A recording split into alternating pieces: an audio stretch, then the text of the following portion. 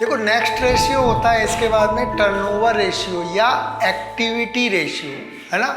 पहली बात तो ये है कि तुम लोगों को मालूम है, मैंने पहले ही बताया था, टर्नओवर रेशियो को टाइम्स के टर्म्स में रिप्रेजेंट किया जाता है। टाइम्स कहने का मतलब है ऊपर अगर 10 है नीचे 5 है तो 2 टाइम्स बोलेंगे इसको, है ना। ठीक, अभी मैं एग्जाम्पल से तुम लोग को समझा भी दूंगा, है ना। पहली बात है सबसे इंपॉर्टेंट चीज टर्नओवर रेशियो। टर्नओवर का मतलब क्या होता है ना। अगर अपन नॉर्मली अगर अपन बात करें तो टर्नओवर का मतलब क्या होता है, घूमना, है ना। ठीक, लेकिन बिजनेस में टर्नओवर का मतलब नॉर्मली सेल्स से लिया जाता है। काहे से लिया जाता है, सेल्स से लिया जाता है कि भाई किसकी बिक्री ज़्यादा है, सेल्स ज़्यादा है मतलब टर्नओवर ज़्यादा है ना। ठीक, टर्नओवर रेशियो का मतलब कोई भी चीज़ कितनी तेज़ी से घूम रही है।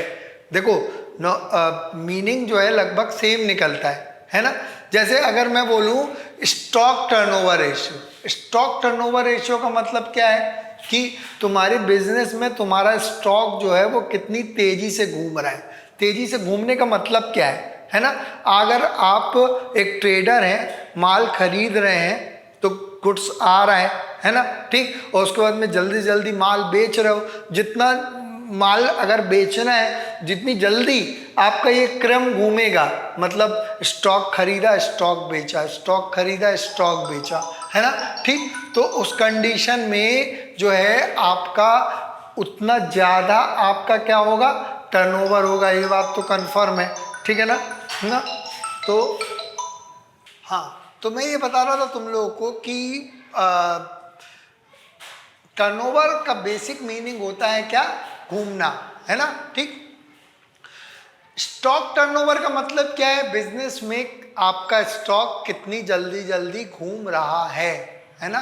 कितनी जल्दी जल्दी घूम रहा है मतलब आप माल खरीद रहे हैं, गुड्स खरीद रहे हैं, अगर आप फिनिश्ड गुड्स खरीद रहे हैं और बेच रहे हैं तो जितनी जल्दी जल्दी गुड्स खरीदोगे बेचोगे, खरीदोगे बेचोगे तो आपका क्या होगा, टर्नओवर घूमने लगेगा, है ना।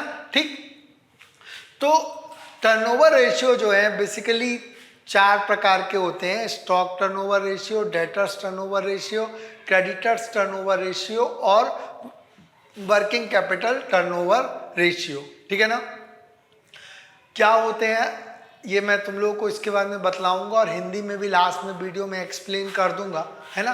पहला होता है स्टॉक और इन्वेंट्री टर्नओवर रेशियो, है ना।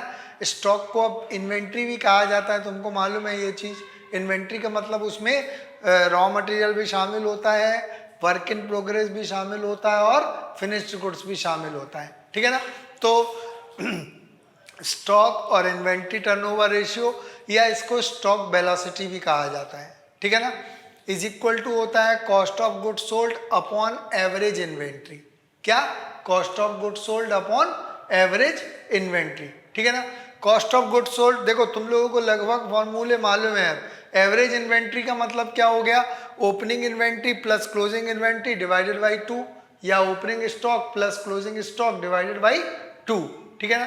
और कॉस्ट ऑफ गुड सोल्ड का मतलब क्या हो गया, cost of good sold meaning हो गया opening stock plus net purchase plus direct expense minus closing stock. मैं पहले भी बता चुका हूं तुम लोगों को ये चीज, है ना।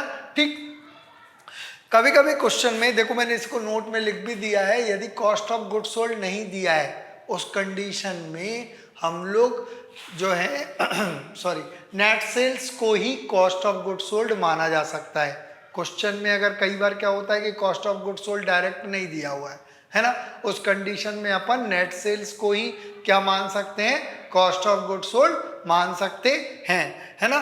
ठीक, साथ में इसमें एक चीज और है, यदि एवरेज इन्वेंट्री नहीं दी है मतलब ओपनिंग स्टॉक और क्लोजिंग स्टॉक नहीं दिया है अलग अलग, तो क्लोजिंग स्टॉक को ही एवरेज स्टॉक माना जा सकता है, ठीक है ना।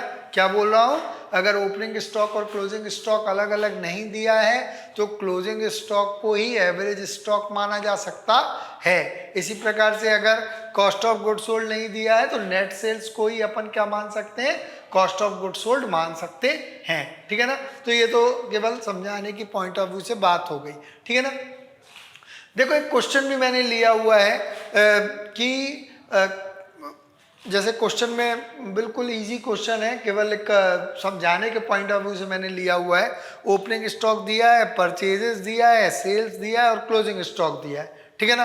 तो कैलकुलेट इन्वेंट्री टर्नओवर रेशियो, है ना। तो इन्वेंट्री टर्नओवर रेशियो या स्टॉक टर्नओवर रेशियो का फॉर्मूला तुम लोगों को मालूम है, cost of goods sold upon average inventory, है ना। ठीक, यहाँ इंटू 100 नहीं लगाना है क्योंकि ये टाइम्स के टर्म्स में निकलता है, पहले भी बता चुका हूं मैं, ठीक है ना। तो cost of goods sold is equal to, ये COGS लिखा है, COGS cost of goods sold, है ना, is equal to opening stock 20,000 plus purchases 127,500 minus closing stock 32,500, तो आया 1,15,000 कॉस्ट ऑफ गुड्स सोल्ड आ गया। ठीक, अब एवरेज इन्वेंट्री, एवरेज इन्वेंट्री का फॉर्मूला तुम लोगों को मालूम है, opening stock plus closing stock divided by 2। तो ओपनिंग स्टॉक मालूम है अपने को 20,000 है, plus closing stock divided by 2 तो 26,250 आया, करके देख लेना, ठीक है ना। इसके बाद में हम लोगों ने केवल फॉर्मूले में रख दिया है cost of goods sold 1,15,000 upon average inventory 26,250, तो आया 4.38 टाइम्स, 4.38 आया, और इसको अपन ने टाइम्स के टर्म्स में डिनोट किया है तो 4.38 टाइम्स आ गया, ठीक है ना। तो ये हो गया cost of goods sold, sorry inventory turnover ratio क्या होता है, और उससे रिलेटेड एक क्वेश्चन भी मैंने तुम लोगों को एक्सप्लेन कर दिया, है ना। ठीक, कभी कभी क्या होता है कि दो फर्म में अगर कंपेयर करने के लिए आता है ना, ठीक, तो उस कंडीशन में जिस भी फर्म का स्टॉक टर्नओवर रेशियो ज़्यादा है तो वो अच्छा है। क्यों भाई, जल्दी जल्दी आप गुड्स खरीदोगे फिर बेचोगे, फिर खरीदोगे फिर बेचोगे, तो तुम्हारा क्या होगा, टर्नओवर बढ़ेगा, स्टॉक का टर्नओवर बढ़ेगा। और जिस फर्म का स्टॉक टर्नओवर रेशियो ज़्यादा होगा भाई, उसी की भी सेल्स भी ज़्यादा होगी ना, क्योंकि माल खरीदोगे तो ही तो बेचोगे, सीधी सी बात है ना। ठीक, तो स्टॉक टर्नओवर रेशियो जिस फर्म का ज़्यादा होता है वो अच्छा होता है, ठीक है ना। कई बार क्या होता है, कंक्लूजन लिखने के लिए भी आता है, कमेंट लिखने को आता है कि दो फर्म में कर दिया उनने और कहा ऑल्सो कमेंट ऑन इट, तो कमेंट में अपन क्या करेंगे, जिसका ज़्यादा होगा वो फर्म जो है वो अच्छा परफॉर्म कर रही है। समझ में आ गई ना बात। ठीक, इसमें एक चीज़ मैं और बता दूं तुम लोगों को, डायरेक्ट एक्सपेंसेस, हालांकि मैंने बताए हुए हैं तुम लोगों को, डायरेक्ट एक्सपेंसेस का मतलब क्या होता है, ऐसे एक्सपेंसेस जो परचेजेज या मैन्युफैक्चरिंग से रिलेटेड होते हैं, है ना। जैसे वेजेस हो गया, फ्राइट है, कार्टेज हो गया, कैरेज इनवर्ड हो गया, इंपोर्ट ड्यूटी हो गया, मैन्युफैक्चरिंग एक्सपेंसेस हो गया, ये सब क्या होते हैं, डायरेक्ट एक्सपेंसेस होते हैं, जो एक्सपेंसेस परचेजेज या मैन्युफैक्चरिंग ऑफ गुड्स से रिलेटेड होते हैं। समझ में आ गई ना बात। ठीक, तो ये मैंने पूरा का पूरा तुम लोगों को स्टॉक टर्नओवर रेशियो के बारे में बतलाया। एक बार जल्दी से मैं हिंदी में बता दे रहा हूँ। हिंदी में होता है स्टॉक टर्नओवर रेशियो को हिंदी में कहा जाता है स्कंद आवर्त अनुपात। टर्नओवर रेशियो का मतलब क्या होता है, आवर्त अनुपात। टर्नओवर रेशियो को क्या कहा जाता है हिंदी में, आवर्त अनुपात, ठीक है ना। तो स्कंद आवर्त अनुपात इज इक्वल टू होता है बेचे गए माल की लागत बटे एवरेज इन्वेंट्री। एवरेज इन्वेंट्री का मतलब क्या होता है, औसत स्कंद या औसत स्टॉक, ठीक है ना। तो औसत स्टॉक या औसत स्कंद इज इक्वल टू क्या होता है, प्रारंभिक स्कंद प्लस अंतिम स्कंद डिवाइडेड बाई 2, ठीक है ना। और बेचे गए माल की लागत तुम लोगों को मालूम है, प्रारंभिक रहतिया प्लस शुद्ध क्रय प्लस प्रत्यक्ष व्यय माइनस अंतिम रहतिया। प्रत्यक्ष व्यय का मतलब ऐसे व्यय जो क्रय या व्यापार जो है माल के उत्पादन से संबंधित है, जैसे भाड़ा, आवक गाड़ी भाड़ा, मजदूरी, है ना। इसके अलावा तुम्हारा इंपोर्ट ड्यूटी, इंपोर्ट ड्यूटी को कहेंगे अपन इंपोर्ट ड्यूटी, ठीक है ना। इसको हिंदी में भी इंपोर्ट ड्यूटी ही कहा जाता है, ठीक है ना। इसके अलावा उत्पादन व्यय, ठीक है ना। और इसके बाद में आपका साथ में मैंने बताया तुम लोगों को कि यदि बेचे गए माल की लागत नहीं दी गई है तो शुद्ध विक्रय को ही बेचे गए माल की लागत माना जा सकता है, ठीक है ना। और ये क्वेश्चन मैं तुम लोग को एक्सप्लेन कर चुका हूँ, ठीक है ना।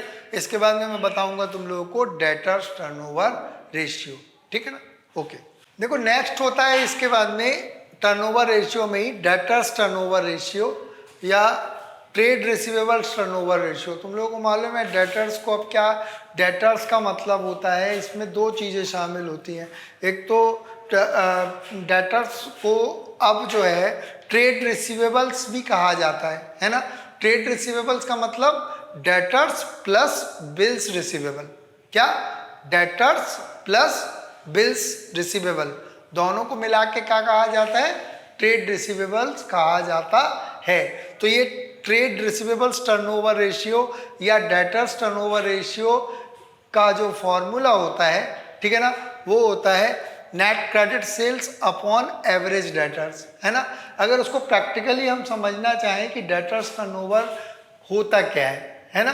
डेटर्स टर्नओवर का मतलब होता है आपके डेटर्स बिजनेस में कितनी जल्दी जल्दी घूम रहे हैं। अब डेटर्स का मतलब क्या होता है, डेटर्स का मतलब जिन भी कस्टमर्स को हम उधार में माल बेचते हैं वो सब हमारे क्या होते हैं, डेटर्स होते हैं, सब लोगों को मालूम है ना। The customers to whom goods has been sold on credit are called debtors, ठीक है ना। तो अब कोई भी व्यक्ति होगा, यदि कोई भी बिजनेसमैन होगा, व्यापारी होगा, वो गुड्स को माल उधार में बेचेगा, बाद में जल्दी से जल्दी उससे कलेक्ट करेगा पैसा, बाद में वो फिर माल उधार में बेचेगा, उसको फिर पैसे कलेक्ट करेगा, है ना। तो उसका टर्नओवर क्या होगा, बढ़ जाएगा, है ना। तो डेटर्स टर्नओवर का मतलब आप जो गुड्स उधार में माल बेच रहे हो, जो गुड्स बेच रहे हो उसको जितनी जल्दी जल्दी वसूलोगे, उसके बाद में फिर से गुड्स उधार में बेचोगे, फिर वसूलोगे, फिर बेचोगे, फिर वसूलोगे, है ना। उस कंडीशन में आपका जो टर्नओवर है वो बढ़ेगा, है ना। तो डेटर्स टर्नओवर रेशियो किसी भी बिजनेस में ज़्यादा होगा तो अच्छा होगा, कम होगा तो वो उसके लिए थोड़ा सा गड़बड़ होगा। कम होने का मतलब क्या है, कम होने का मतलब है कि आप माल उधार में बेचे, उसके बाद में आप बहुत लेट उसको वसूल रहे हो, या कम गुड्स उधार में बेच रहे हो, है ना। अगर आपकी क्रेडिट सेल्स कम है तो उस कंडीशन में क्या है, आपका डेटर्स टर्नओवर रेशियो जो है वो कम है, सीधी सी बात है।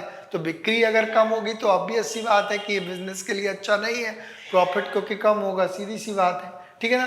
तो डेटर्स टर्नओवर रेशियो का जो फॉर्मूला होता है वो होता है net credit sales upon average debtors, है ना, ठीक। अब नेट क्रेडिट सेल्स का फॉर्मूला क्या होता है भाई, नेट क्रेडिट सेल्स सब लोगों को मालूम है, total sales minus cash sales minus sales return, है ना, ठीक।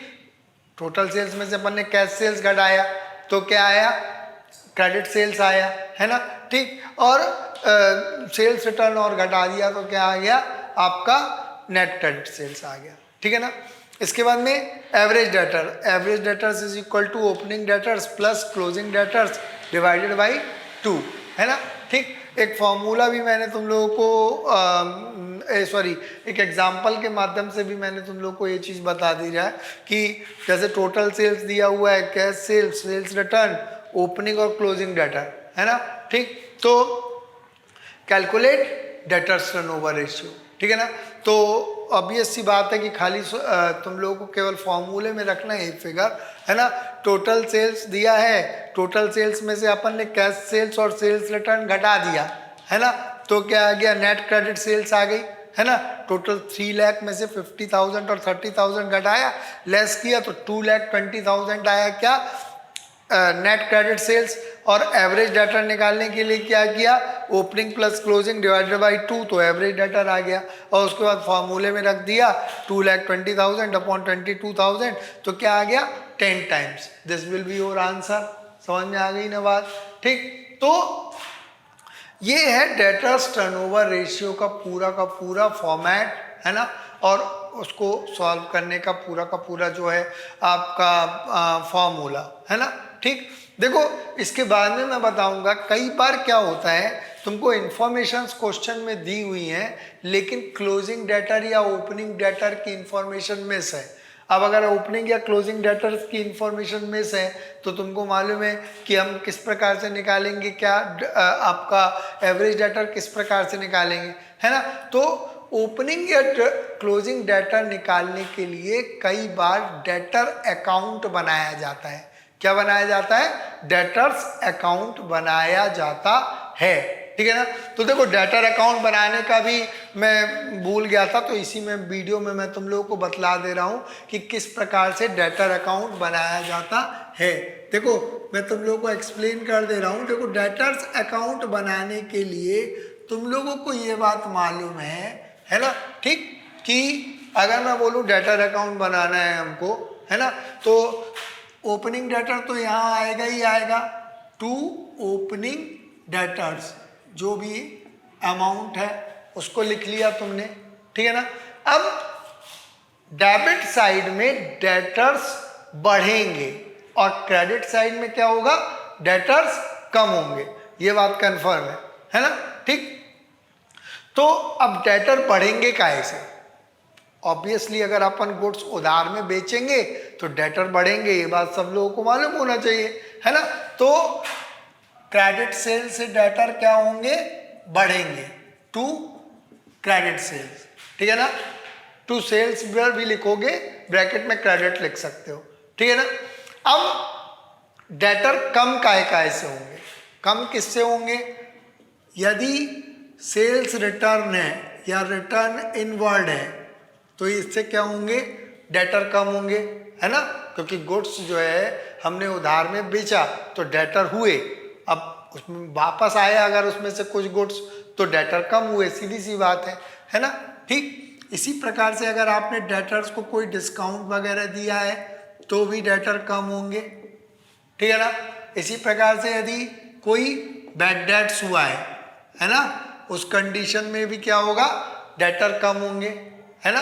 बैड डेट हुआ, पैसा डूबा तो डेटर तो कम हुए, है ना। सबसे इंपॉर्टेंट बाय कैश अकाउंट, जो डेटर से कलेक्शन होगा उससे भी क्या होता है? डेटर कम होते हैं। बाय कैश अकाउंट डेटर से जो कलेक्शन होता है उससे भी डेटर कम होंगे। भाई डेटर ने पैसे दे दिए तो डेटर कम हो जाएंगे, सीधी सी बात है, ठीक है ना। इसके अलावा कई बार क्वेश्चन में लिखा रहता है बिल्स रिसीवेबल।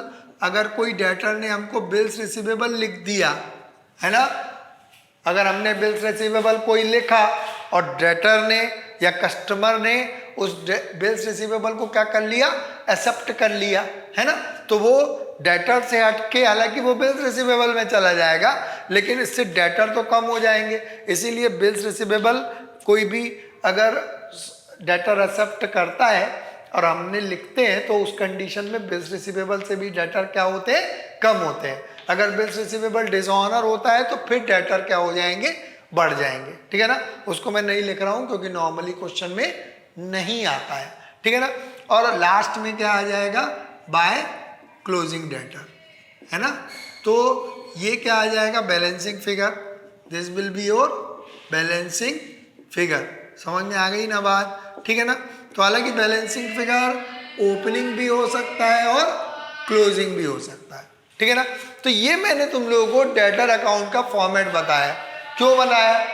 क्योंकि कई बार क्वेश्चन में अगर ओपनिंग डेटर दिए और बाकी की इंफॉर्मेशंस दी है ना, क्रेडिट सेल्स दिया है तुमको क्वेश्चन में, सेल्स रिटर्न, डिस्काउंट, इनमें से कुछ इंफॉर्मेशन दी है, कलेक्शन दिया है, लेकिन क्लोजिंग डेटर का फिगर नहीं दिया गया है, तो उस कंडीशन में हमको क्लोजिंग डेटर का फिगर निकालने के लिए क्या करना पड़ेगा? एक डेटर अकाउंट बना लेंगे हम लोग और उसके बाद में इसके टोटल में से इन सबको लेस कर देंगे तो क्या आ जाएगा? क्लोजिंग डेटर का फिगर आ जाएगा, है ना। और उसके बाद में opening plus closing divided by 2 करेंगे तो क्या आ जाएगा? एवरेज डेटर आ जाएगा। उसके बाद नेट क्रेडिट सेल्स तो अपन निकाल ही लेंगे, है ना, ठीक। इस चीज को बिल्कुल ध्यान रखना है तुम लोगों को, है ना। एक चीज और है कि यहाँ डेटर्स का मतलब क्या है? डेटर और बिल्स रिसीवेबल दोनों अमाउंट को जोड़ के है। अगर क्वेश्चन में डेटर और बिल्स रिसीवेबल दोनों दिया है तो उस कंडीशन में अपन ट्रेड रिसीवेबल निकाल सकते हैं, डेटर्स प्लस बिल्स रिसीवेबल दोनों के अमाउंट्स को मिला के, है ना।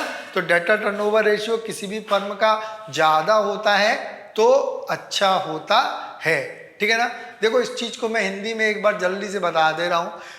डेटर टर्नओवर रेशियो को कहा जाता है देनदार आवर्त अनुपात। क्या कहा जाता है? देनदार आवर्त अनुपात, है ना। तो शुद्ध उधार बिक्री विक्रय बटे एवरेज डेटर्स का मतलब औसत देनदार, ठीक है ना। शुद्ध उधार विक्रय कैसे निकालेंगे? कुल विक्रय में से नगद विक्रय और विक्रय वापसी घटा देंगे तो क्या आ जाएगा? शुद्ध उधार विक्रय, ठीक है ना। और एवरेज डेटर का मतलब होता है औसत देनदार इज इक्वल टू होता है प्रारंभिक देनदार प्लस अंतिम देनदार डिवाइडेड बाई 2। समझ में आ गई ना बात। यदि सपोज दैट आपको जो है औसत देनदार से रिलेटेड फिगर नहीं दिए हुए हैं तो अंतिम देनदार को ही औसत देनदार माना जा सकता है, ठीक है ना। इस चीज़ को भी मैं तुम लोगों को पूरा का पूरा हिंदी और इंग्लिश दोनों में एक्सप्लेन कर चुका हूँ, ठीक है ना। तो ये डेटर अकाउंट का फॉर्मेट बिल्कुल दिमाग में रखना, ये बहुत इम्पोर्टेंट है ना, ठीक। क्योंकि कई बार क्वेश्चन में तुमको बाकी की इंफॉर्मेशन दी रहेंगी तो क्लोजिंग डेटर का नॉर्मली फिगर निकालने के लिए अपने को डेटर अकाउंट भी बनाना पड़ता है, ठीक है ना।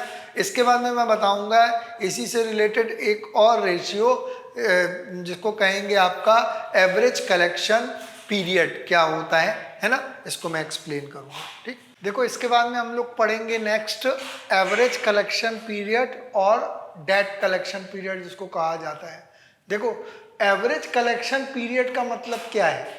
एवरेज कलेक्शन पीरियड का मतलब होता है आप अपने डेटर्स से कितने समय में जो उधार में आपने गुड्स बेचा है उसको कितने समय में उस पैसे को वसूल कर पा रहे हो, रियलाइज कर पा रहे हो, that is called average collection period, है ना, ठीक। देखो अगर अपन बिजनेस में देखें तो कोई भी व्यक्ति होगा जो गुड्स उधार में बेचेगा, है ना, कोई भी व्यापारी होगा वो गुड्स यदि उधार में बेचेगा तो उस पैसे को जल्दी से जल्दी वसूल करने का प्रयास करेगा, है ना। कोई भी व्यक्ति माल को उधार में बेच के भूल तो जाएगा नहीं कि भैया जब देना हो पैसा तब दे देना, कोई दिक्कत वाली बात नहीं है, तब तो आप अपना बिजनेस डुबो दोगे, ये बात कंफर्म है ना, ठीक। तो डेटर्स कलेक्शन पीरियड का मतलब क्या होता है? कितने समय में पैसा आप वसूल कर पा रहे हैं अपने डेटर्स से, है ना, ठीक। उसका जो फॉर्मूला होता है एवरेज कलेक्शन पीरियड या डेटर्स कलेक्शन पीरियड या debt collection period is equal to होता है average debtors upon net credit sales per day या पर मंथ। देखो, है ना, ठीक। यहाँ पे नेट क्रेडिट सेल्स यदि पर डे निकालोगे, net credit sales per day कहने का मतलब क्या है? टोटल क्रेडिट सेल्स अपॉन 365, है ना। अगर क्वेश्चन में स्पेसिफिकली मेंशन है कि 360 डेज लेना है तो अपन 360 डेज ले लेंगे, कोई दिक्कत वाली बात नहीं है ना, ठीक। और तो ये net credit sales per day निकलेगा, तो ये कलेक्शन पीरियड जो है वो डेज में आएगा कि इतने दिन में हम डेटर्स से अपने वसूल कर पा रहे हैं, है ना, ठीक।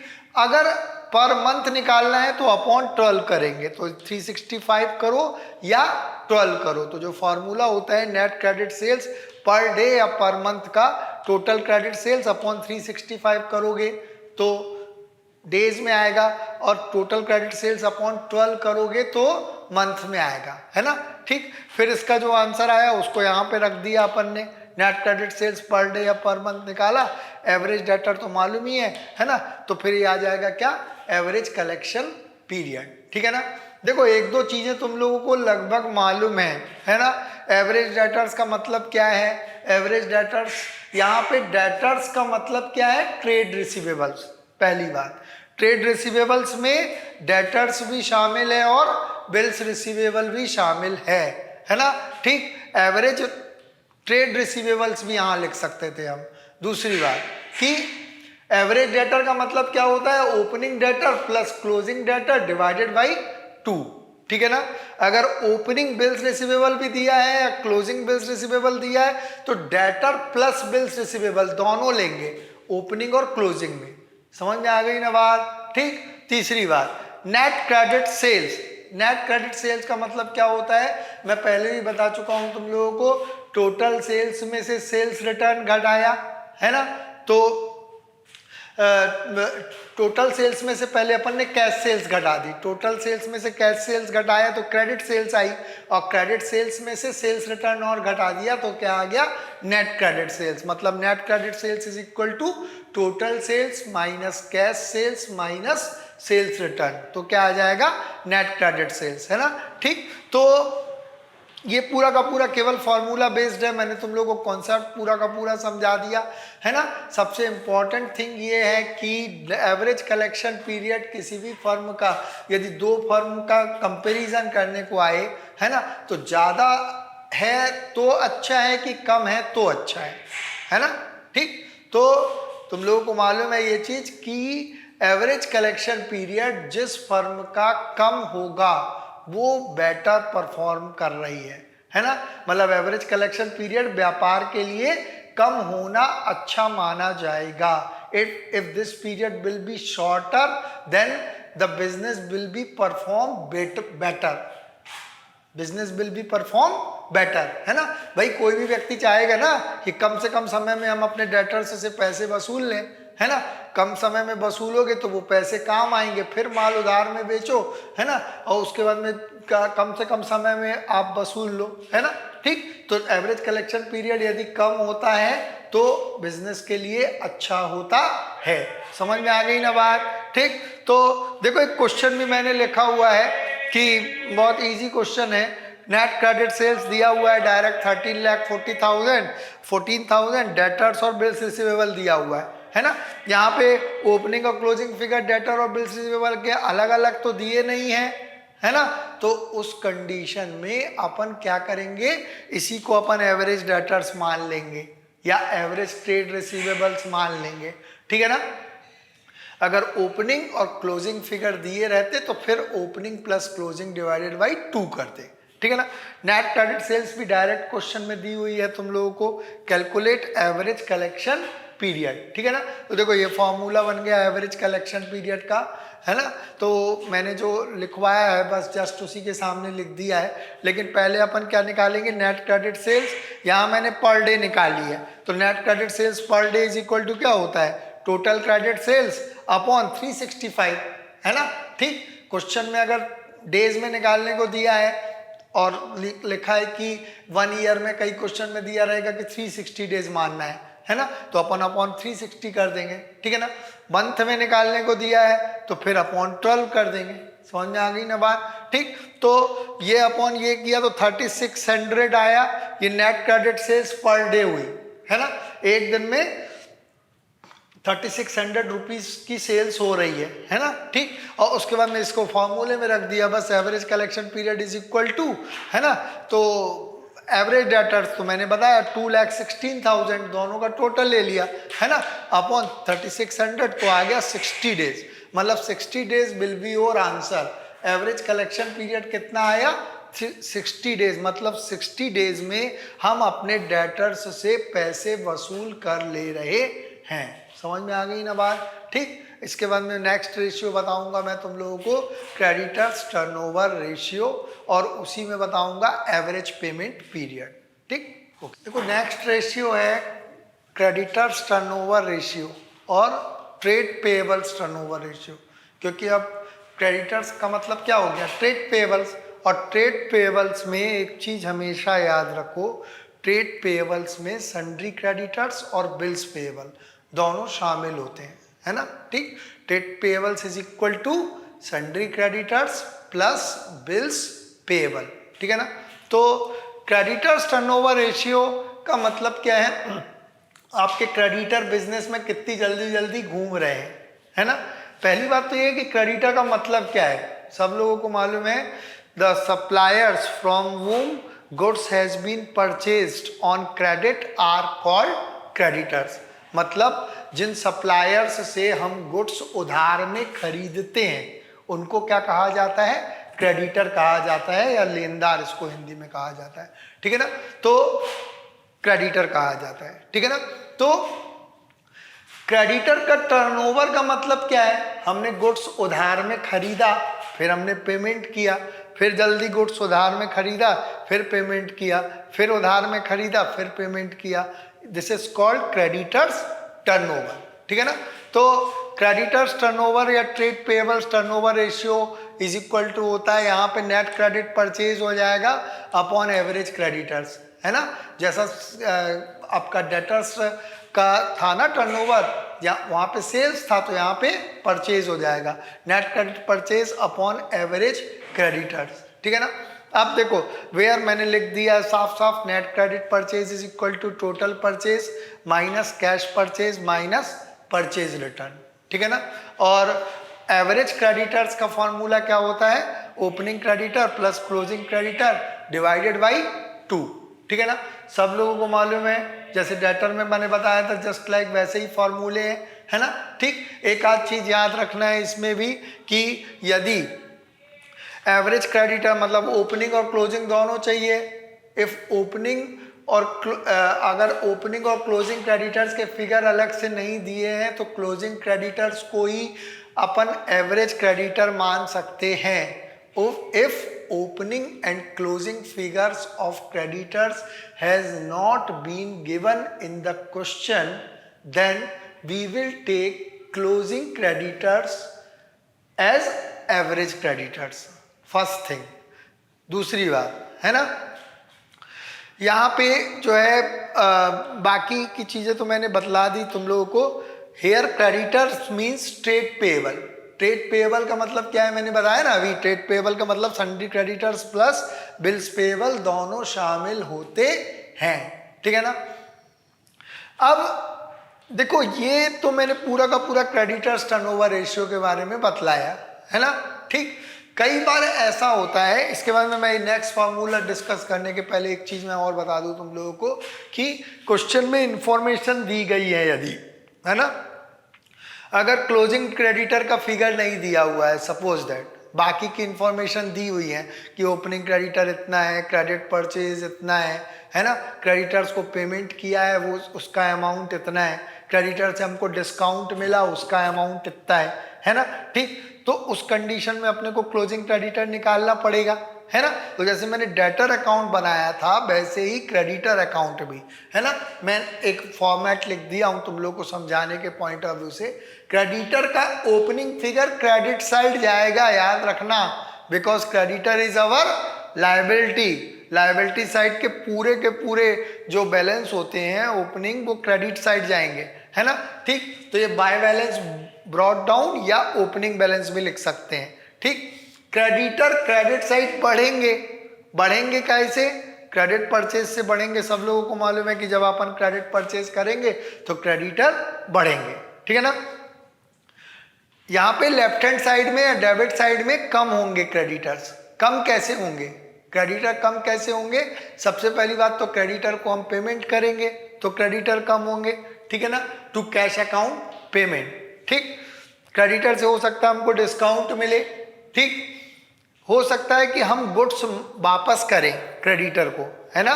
हम कभी कभी क्या होता है कि जो गुड्स परचेज किया उसमें से यदि कुछ गुड्स हमने वापस किया हुआ है तो इसको क्या कहेंगे, परचेज रिटर्न या रिटर्न आउटवर्ड, है ना। इसको भी डेबिट साइड लिखेंगे, ठीक है ना। अगर कोई बिल्स पेएबल हमने एक्सेप्ट किया हुआ है, यहाँ हम एक्सेप्ट करेंगे। कई बार क्या होता है, क्रेडिटर हमारे पास आया है कि भैया पैसा दे दो, हमने कहा नहीं एक बिल लिख के ले जाओ 3 महीने बाद हम पेमेंट कर देंगे, तो वो अमाउंट कहाँ चला जाएगा, बिल्स पेएबल में चला जाएगा, है ना। ठीक, तो ये पे बिल्स पेएबल हो गया। अगर लिखा है तो क्रेडिटर कम हो जाएंगे और बिल्स पेएबल वहाँ पे बढ़ जाएंगे, सीधी सी बात है। ठीक, तो यहाँ क्रेडिटर तो कम हो रहा है ना, इसलिए उसको भी डेबिट साइड। ठीक, और बाकी का क्लोजिंग बैलेंस, है ना, बैलेंस CD या टू क्लोजिंग बैलेंस कुछ भी लिख सकते हो। ये बैलेंसिंग फिगर रहेगा। बैलेंसिंग फिगर मतलब इसके टोटल में से इनको घटाया तो क्लोजिंग बैलेंस आ गया, ठीक है ना। तो बाकी की इंफॉर्मेशन दी गई है तो अपन क्या निकाल सकते हैं, क्रेडिटर अकाउंट बना के क्लोजिंग बैलेंस क्लोजिंग क्रेडिटर का फिगर निकाल सकते हैं। फिर opening creditor plus closing creditor divided by 2 कर सकते हैं, तो क्या आ जाएगा, एवरेज क्रेडिटर आ जाएगा। सब लोगों को मालूम है, समझ में आ गई ना बात। तो ये मैंने पूरा का पूरा बताया तुमको क्रेडिटर टर्नओवर रेशियो, ठीक है ना। इसी प्रकार से जैसे अभी मैंने तुम लोग को इसके पहले वाले क्लास में बताया था कि जो अपन निकालते थे वहाँ एवरेज कलेक्शन पीरियड, तो यहाँ पे क्या होता है एवरेज पेमेंट पीरियड।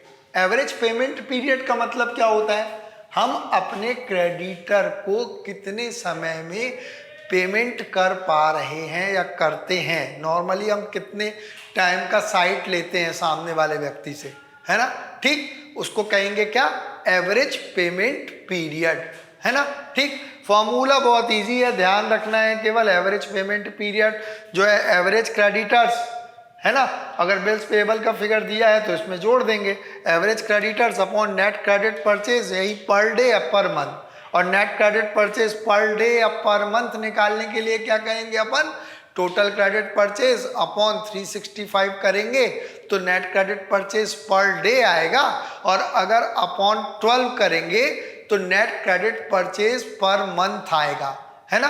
तो यहाँ पे जो भी अगर 365 करोगे तो डेज में आंसर आएगा, अगर 12 करोगे तो मंथ में आंसर आएगा, फर्क इतना ही है, बाकी सब चीजें तो सेम है, ये फॉर्मूला, ठीक है ना। देखो सबसे इंपॉर्टेंट चीज कि एवरेज पेमेंट पीरियड कम है तो अच्छा है कि ज्यादा है तो अच्छा है, ठीक है ना।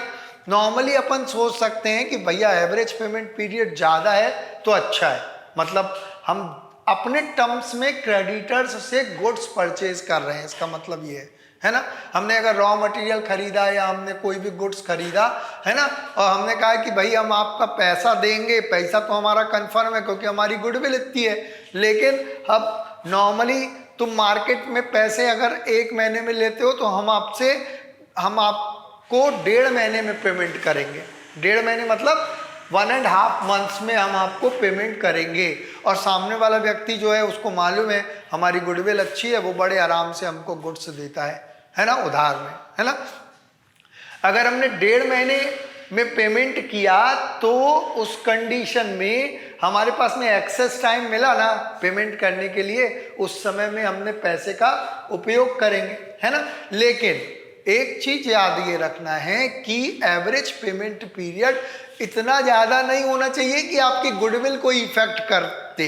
कहने का मतलब ये है कि देखो यहाँ पे कंडीशन ये बनती है कि तुम्हारे पास पैसे हैं पूरे, पेमेंट हम अपनी टर्म्स में कर रहे हैं, और दूसरी कंडीशन क्या बनती है, हमारे पास पैसे ही नहीं है, पैसे नहीं है इसलिए हम पेमेंट कर नहीं पा रहे हैं, तो दूसरी वाली कंडीशन बिजनेस के लिए डिजास्टर है, क्योंकि यहाँ पे आपकी गुडविल इफेक्ट करने लगेगी, है ना, आप पेमेंट कर ही नहीं पा रहे हो, है ना। तो एवरेज पेमेंट पीरियड नॉर्मली ज़्यादा होता है तो हम उस पैसे का ज़्यादा उपयोग करते हैं तो अच्छा है, लेकिन सॉरी एवरेज पेमेंट पीरियड जो है वो हाँ ज़्यादा है तो अच्छा है, लेकिन उतना ज़्यादा नहीं होना चाहिए कि आपकी गुडविल को इफेक्ट कर सके, ठीक है ना।